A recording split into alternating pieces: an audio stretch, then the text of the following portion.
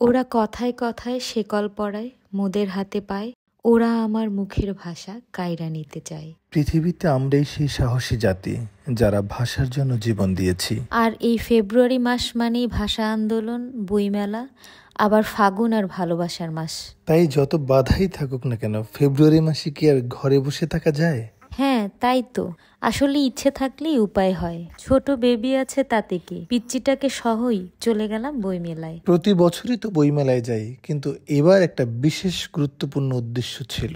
Johann যেহেতু স্কুলে যায়, অনেক কিছু বুঝতে শিখে গেছে।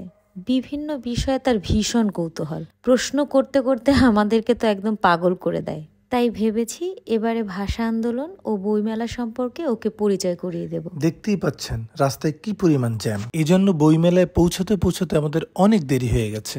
হাঁটতে হাঁটতে যখন বইমেলায় যাচ্ছিলাম, তখন এই বাচ্চা দুটোকে দেখে আমার এত ভালো লাগছিল, এত কিউট, আর দুজনের মধ্যে এত ভালো বন্ডিংস কি বলবো। আবার পরক্ষণেই মনটা খুব খারাপ হয়ে গেল। আমারও তো 2টা বেবি আছে।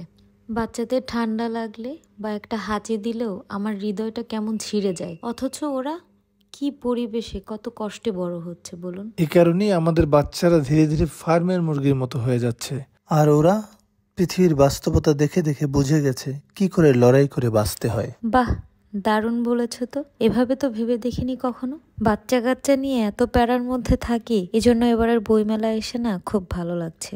যে জায়গাটি দেখতে পাচ্ছেন, খাবারের স্টলগুলি সব এখানে। বেশ কিছুক্ষণ ঘোরাঘুরির কারণে জোহানের ক্ষুধা লেগে গেছে। আর আমার পিচ্চিটাকে দেখুন, সেও খুব মজা পাচ্ছে। আর জোহান, সে তো ভীষণ খুশি, ছাড়া পেয়েছে একদম।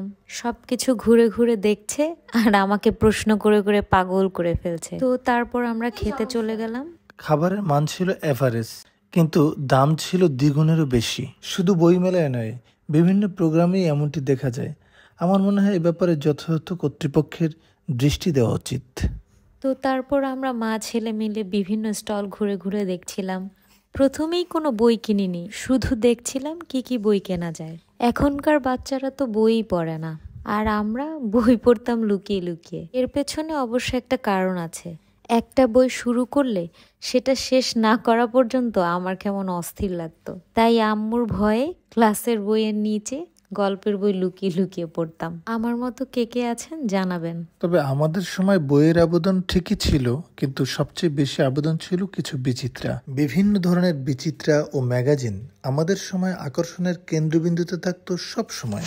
আপনাদের নিশ্চয়ই মনে আছে, আমাদের সময়কার আরেকটি বিষয় ছিল অত্যন্ত চমকপ্রদ এবং আকর্ষণীয়। সেটা হচ্ছে পত্র মিতালি। বিভিন্ন জায়গার মানুষজন তাদের পত্র প্রেরণের ঠিকানা সেখানে দিত, এবং সেই ঠিকানা অনুযায়ী মানুষের মধ্যে যোগাযোগ সৃষ্টি হতো, আর যোগাযোগের মধ্য দিয়ে অনেক রকম বন্ধুত্ব তৈরি হতো। কখনো কখনো সেখান থেকে প্রেম, ভালোবাসা, এমনকি বিয়ে পর্যন্ত গড়াতো। কই, আমাকে তো কখনো পত্র পাঠাওনি। সামনের বসন্তের আগে আমার তোমার লেখা পত্র চাই। যা হোক, অনেক ঘোরাঘুরির পরে আমরা জোহানের পছন্দ মতো ওর জন্য বই নিলাম। আমাদের মতো যাদের ছোট্ট বেবি আছে তাদের চিন্তার কোনো কারণ নেই। মন্দিরের গেট থেকে প্রবেশ করে হাতের ঠিক ডান দিকে পেয়ে যাবেন ব্রেস্ট ফিডিং কর্নার। কর্তৃপক্ষের এই উদ্যোগের জন্য তাদেরকে ধন্যবাদ দিতেই হয়। এই শিশু চত্বরে এসে জোহান খুব এনজয় করছিল, আর এই কিচির মিচির স্টলটা দেখে ও নিজেই বায়না করছিল যে মাম্মা এখানে যাব। আর ওর এই আগ্রহ দেখে না আমার ভীষণ ভালো লাগছিল।